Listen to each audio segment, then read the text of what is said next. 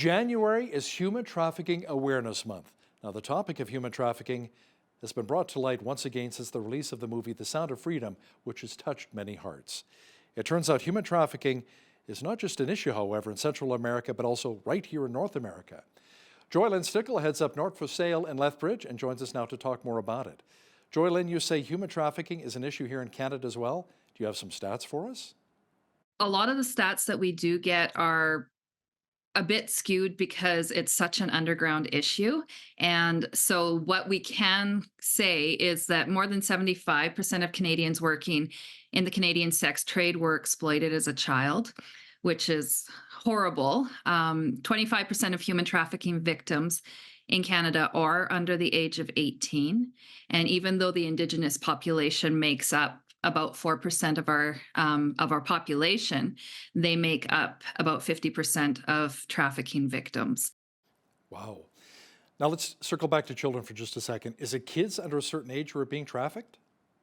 No, predators will look for anyone who is vulnerable, really. And obviously, younger children do tend to be more vulnerable.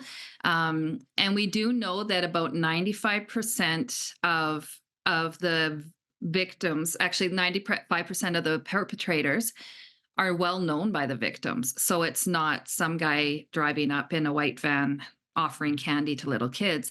It's what people who are well known, who are trusted by the family, and that makes up 95%, which is a really scary statistic. As a parent, what are some of the warning signs to watch out for if I see my child as a victim of human trafficking? Obviously, parents are always watching for changes in their kids and for attitudes that come out. But a lot of things that you can see are them being more secretive, being online and being more secretive, shutting down the screen if mom and dad come into the room. Um, and some of the things are if they come home with new gadgets, cell phones, new clothes, if they make friends that they're keeping from you. So, Joy-Lynn, outside of contacting police, who else should parents or victims of human trafficking reach out to? So you can connect to us and we can kind of help direct you.